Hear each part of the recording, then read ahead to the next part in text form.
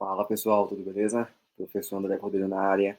E nessa videoaula falaremos sobre ferramentas para avaliação do sucesso da ventilação não invasiva.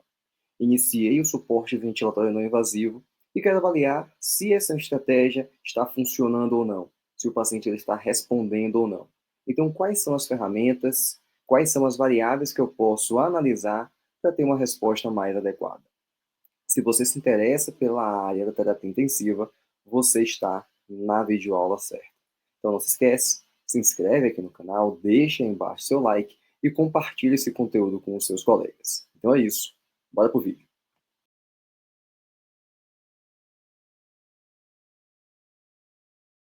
Então beleza, gente. A situação é a seguinte: você está com o paciente em suporte ventilatório não invasivo e depois de algum tempo, 20 minutos, meia hora, uma hora, você pretende avaliar, busca avaliar se essa estratégia está funcionando, ou seja, se está existindo ali um sucesso, ou se ela não deu certo, ou seja, se houve falha no suporte ventilatório não invasivo. Então, nesse cenário, existem algumas ferramentas, algumas variáveis que você pode utilizar, como, por exemplo, a relação PaO2-FiO2, uma ferramenta extremamente fácil de ser utilizada, né, uma variável muito fácil de ser utilizada, de ser avaliada ali à beira-leito. Então, você precisa, basicamente, da PaO2 do paciente, então da pressão parcial de oxigênio, da pressão arterial de oxigênio, obtida através de uma gasometria, e da FI de O2, então da fração inspirada de oxigênio, a qual você está ofertando para esse paciente. Qual é a recomendação? Então, se essa PaO2-FiO2 estiver menor que 200 uma hora após a VNI, isso está associado a maior risco de intubação. Então, já tem uma hora com o paciente em suporte ventilatório não invasivo e a relação está baixa, então esse paciente provavelmente não está respondendo e ele corre o risco de necessidade de intubação dentro de algumas horas. Se a relação PO2-FO2 estiver menor do que 150, aí o cenário já é diferente. Essa relação baixa, ela não está associada apenas ao risco de intubação, ela está associada a maior risco de óbito, ok? Então, nesse sentido, você deve pensar em interromper a ventilação não invasiva e migrar esse paciente para uma ventilação mecânica invasiva. Outra variável que você pode utilizar é o volume corrente. O volume corrente, muitas vezes, não damos a real e a necessária atenção a esse volume durante o suporte ventilatório não invasivo.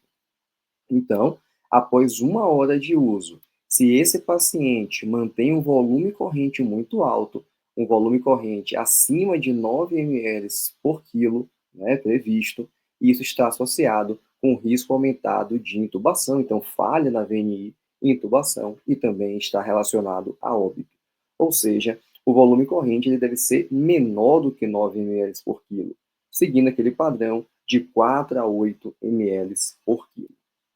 Quando falamos da frequência respiratória, talvez seja uma das variáveis mais observadas ali à beira do leito, né?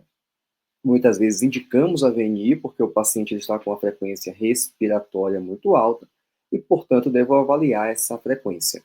Essa frequência tem que estar baixa ou decrescente, tá? Então, comecei com o paciente na ventilação não invasiva, com a frequência de 30. Depois de 20 minutos, meia hora, essa frequência está em 20, 18, ela está em queda, ela já está quase normalizada. Então, isso te dá uma maior possibilidade em relação ao sucesso da VNI. Lembrar sempre que a frequência respiratória nem sempre se relaciona com o esforço inspiratório.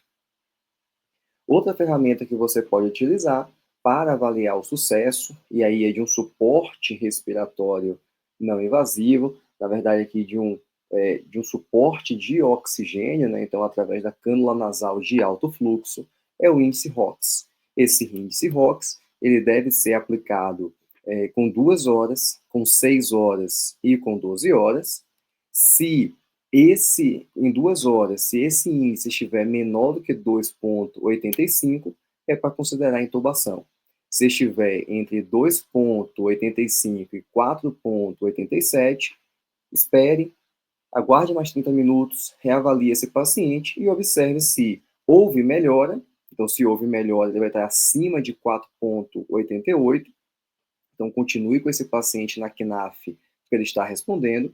Se não houve melhora, então, se esse valor retornou, né, caiu 0,5 pontos, esse paciente ele não está respondendo a CNAF, então considere intubação. Em 6 horas, reavalio. Se o valor novamente estiver menor do que 3,87, ele não está respondendo a CNAF. Então, intubação. De 3,47 a 4,87, mesma coisa. Reavalio dentro de 30 minutos. Se passou de 4,88, esse paciente está respondendo. Se novamente caiu 0,5 pontos, esse paciente precisa de intubação. E com 12 horas, repito a avaliação. Se menor do que 3,85, intubação. 3,85 a 4,87, vou avaliar novamente em 30 minutos. Se o valor, após esse tempo, ultrapassou 4,88, é porque o paciente está respondendo, então mantenho na CNAF.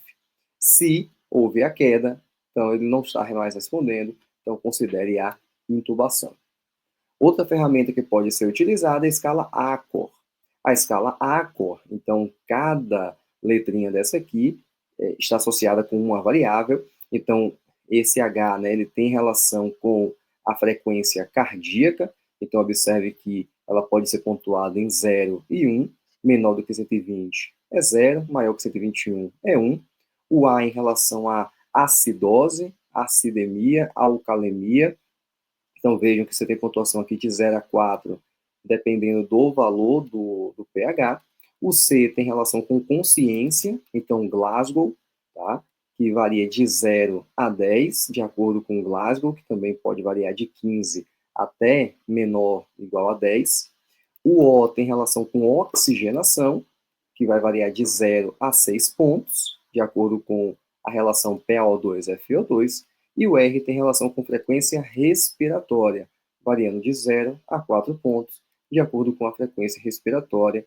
Então, menor ou igual a 30, 0 essa pontuação, maior ou igual a 46, o paciente tem a maior pontuação possível. Se após 1 hora de uso a pontuação estiver acima de 5, esse paciente ele não está respondendo à ventilação, ao suporte ventilatório não invasivo e, portanto, ele precisa evoluir e migrar para a ventilação mecânica invasiva. Uma outra possibilidade é através da ultrassonografia. Então, avaliar a ultrassonografia aplicando, no caso aqui, o método LUS, tá? E avaliando 6 áreas desse pulmão, ok? Cada área dessa, ela será pontuada em relação ao tipo de achado, tá? Então, se a aeração estiver normal, é uma pontuação. Se existe alteração ali, presença de linha A, presença de linha B, linha C, aí essa pontuação vai aumentando e você soma cada área dessa aqui a pontuação que foi obtida, né, em cada região. Pontuações mais altas estão associadas com maior risco de falha no suporte ventilatório não invasivo. Então é isso, gente. Conhecemos aqui algumas ferramentas para avaliação do suporte respiratório não invasivo, para avaliação tanto de sucesso quanto da falha desse suporte. Então, vimos relação PO2-FO2, volume corrente, frequência respiratória, ACOR, índice ROX, ultrassonografia, todas que podem ser aplicadas facilmente dentro da terapia intensiva, à beira-leito, depende só do tipo de material que você tem disponível, né, os recursos que você tem disponível. Então, se você gostou dessa videoaula, não se esquece, se inscreve aqui no canal, também deixa aí embaixo seu like, compartilhe esse conteúdo com seus colegas e ative o sininho para receber notificação de novos vídeos aqui no canal. Então é isso. Até o próximo vídeo.